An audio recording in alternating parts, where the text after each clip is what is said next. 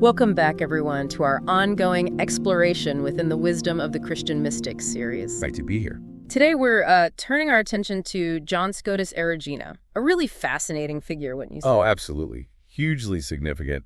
His work still, really makes you think about reality, knowledge, the divine, all the big questions. And his intellectual background was just so broad. The liberal arts were key for him. Definitely. Grammar, dialectic, rhetoric, geometry, arithmetic, astronomy, harmony, the whole suite. Right. Influenced by people like Martianus Capella. Plus his deep engagement with Greek thought, Neoplatonism. Right. That's crucial. You can't really understand Erigena without seeing how deeply he wrestled with those Greek philosophical currents. And he saw philosophy as, well, as its own path to understanding, didn't he? Sort of like early Augustine. Yes, very much so. That idea of reason and authority working together. Though, as you hinted, Augustine's views on that did shift over time. True, and Erigena wasn't just an armchair philosopher. He was involved in the big theological debates of his day. Right in the thick of it. Things like predestination. And, critically, his translation work, bringing Pseudo-Dionysius the Areopagite, Maximus the Confessor, Gregory of Nyssa into Latin. That wasn't just translation, was it? It seems like it fundamentally shaped his own thinking. Completely. Yeah. It provided the bedrock, the framework for so much of his own philosophy. Okay, so let's get into the core of it. This fundamental division of nature he talks about. Being and non-being.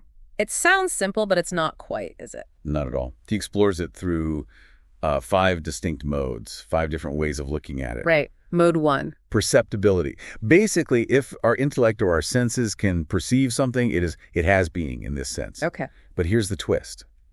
God being beyond our perception, beyond what our intellect or senses can fully grasp. Well, in this specific mode, God is considered non-being. Wow. Okay, so non-being isn't necessarily nothingness. It's about what's beyond our grasp in that context. Exactly. It's about the limits of our perception. What's the second mode then? Order or hierarchy, where something sits on the scale, from creator down to creature and back up. So its being depends on its rank. Kinda. It's relative. If you say humans have being, then maybe an angel, being higher, doesn't have being in that specific comparison, or vice versa. It depends on your point of reference within that structure. Relational being. Interesting. And the third? Actualization. What's actualized, what's made real is what's merely possible, just potential. It's non-being in this mode. That feels more intuitive. Potential versus actual. Makes sense. Then the fourth mode focuses on the faculty of perception. Here, what the intellect perceives is being. And what the senses perceive. In this particular mode, that's considered not being. It really emphasizes the intellect's role for Erigena. Okay, highlighting the intelligible realm. And the fifth. This one's about us, about humanity. It's about realizing God's image in us. How so? Well, Erigena argues that when we're in sin, turned away from that image, we sort of lack true being. We are not, in a profound sense. But when restored through grace, then we are. We regain that true being by aligning with the divine image. So these 5 modes give a really nuanced picture of being and non-being. It's not just on-off. Precisely. Very layered. Now let's shift to his view of God as the one cause, and specifically the Trinity. He seems to work from creation towards God, even while admitting God's essence is ultimately unknowable. That's his approach. He uses creation as like a set of clues. From the fact that things exist, their essence, he deduces that God is. Okay, existence points to God's being. Then, looking at the incredible order, the harmony in the universe, that points to God being wise. Makes sense. Order implies wisdom. And finally, the constant motion, the dynamism of everything that tells us God is life. Being, wisdom, life. And those map onto the Trinity. For Erigena, yes. The Father is the fundamental essence or being. The Son is that divine wisdom. And the Holy Spirit is the life principle. But all is one single cause. Exactly. A triply subsisting one cause. A unity that contains this threefold distinction. A powerful way to connect creation and the divine. What about the classical Aristotelian categories? How does he use those? He engages with them, yeah. He finds condition interesting. It applies to everything, but it's also its own category. He sees a parallel with essence. Essence underlies all the accidents, the changing qualities, but it's distinct itself. And how does he relate categories like place and time to God? This is where it gets mind-bending. Created things. They exist in place and in time. They move. Right. But God, Erigena says, he transcends all that. He's the place of places more than places. He's the cause of times but also more than time, more than motion. So God isn't subject to place and time. Not at all. He's the very ground of place and time. He precedes them, enables them. That's a huge distinction. Now, he also talks about essence and definition, saying the definition is somehow outside the essence. What's going on there? Okay, so he divides reality into the visible sensible and the invisible intelligible. Definitions, he argues, belong to that intelligible realm. While we can conceptually divide an essence, like into genus, species, individual, world, the essence itself remains fundamentally indivisible. Oh, Unlike a physical body, you can actually break apart. I see. And he makes that distinction about quantum and coil. Yes, a subtle but important point. A physical thing isn't quantity itself, it's a quantum, a specific instance of quantity. A specific color isn't quality itself, it's a quale, an instance of quality. And bodies arise from these accidents. From the coming together, the concourse, as he puts it, of accidents around the underlying essence, the ousia. He uses a shadow analogy to explain creation, right? How does that work? It's a neat analogy. A shadow needs light and an object, but it doesn't change either one. When the lighter object moves, the shadow vanishes, returns to its causes. Okay. He uses this to suggest that physical bodies are similarly created from and ultimately dissolved back into incorporeal causes, non-physical principles that all stem from the one ultimate creative cause, God. That helps make it a bit more concrete. Now, within human nature itself, he sees a trinity mirroring the divine. Yes, an inseparable trinity within us. Essence, ousia, our fundamental being. Power, dynamis, our potential and capacities. And operation, energia, our actions and expressions. Ousia, dynamis, energia. Right. He sees this as a reflection of Father, Son, and Spirit. A unity of three, a differentiation within the one substance of human nature. And when he speaks of God as love, vision, motion, there's always a more than aspect. Exactly. That's the interplay between cataphatic, affirmative theology saying God is love, and apathetic, negative theology. The negative way. Right. Denying that God is just those things in the limited way we understand them. He is love, yes, but also more than love. Vision, but more than vision. It points to his transcendence. So God is at rest, yet moves all things. Yes. Immutably at rest in himself, yet his very being is the source of all motion, drawing everything toward himself. A mysterious movement of God moving himself to himself, in a sense. And drawing on Maximus, he talks about this ultimate unification, even the abolition of the division between male and female. That sounds quite radical. It really does, especially for his time. He envisions this return to unity, starting with humanity unifying, then ascending to God, where there's no division. And the male-female division is seen as a result of sin. That's his argument. A consequence of the fall, something that will be overcome in the restored human nature. The original creation in God's image, he believed, transcended that division. Man is the name of the nature. Male and female are partitions resulting from disobedience. He also connects paradise and our world in an interesting way. Yeah, he suggests they aren't different in fundamental nature, but in qualities, quantities, the variations brought about by sin. Christ's post-resurrection appearances for Erigena showed their essential unity. And resurrected bodies transcend those limits. Right. Spiritual bodies overcome limitations of place, time, qualities, quantities.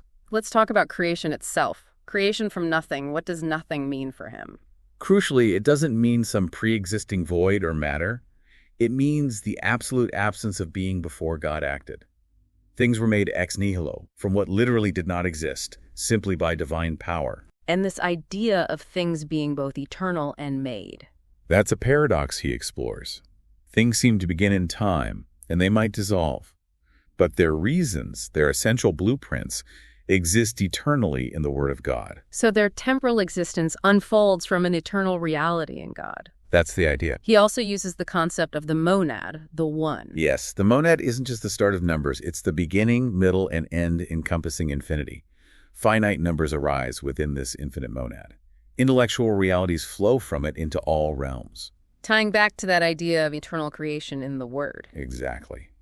All things visible, invisible, eternal, temporal, are simultaneously eternal and made in the Word. Their eternity doesn't come before their making in the divine plan, nor vice versa. The reasons for their unfolding in time are eternally present in the Word. This links to divine foreknowledge too, doesn't it? God seeing the creature before it was made. Implies for Erigena that the creature has a true eternal substance within God. It exists eternally in divine knowledge before being established temporally. So it's not external to God. No, all is in God. The creature's nature is eternally in God's knowledge and then made, without breaking the simplicity of the divine nature itself. Which leads to that other paradox, God is all things and yet also nothing. Right. Because divine wisdom is formless, the source of all forms. As more than being, God can be called not to be relative to created things. But he also is in all things as the fundamental essence of everything, underpinning all categories. He interprets Genesis allegorically too, connecting it to 4 types of wisdom. Yes, not just history. He sees practical, natural, theological, and rational wisdom reflected there. Light's creation signifies primordial causes flowing into effects. Waters and firmament represent the world's triple constitution. Reasons, simple elements, composite bodies. And he even mentions contemporary science, like measuring the moon's distance. It shows his breadth, referencing Eratosthenes using nomens and scaphia. It connects his abstract thought to the physical investigations of his time. What about universal life or the soul? He talks about a universal life, or soul, divine Sophia, permeating all creation more deeply than sunlight. Even seemingly dead things aren't devoid of it. Life persists through change. Well, in the human soul and body? Though they separate at death, their relationship endures. A dead body is still a man's body.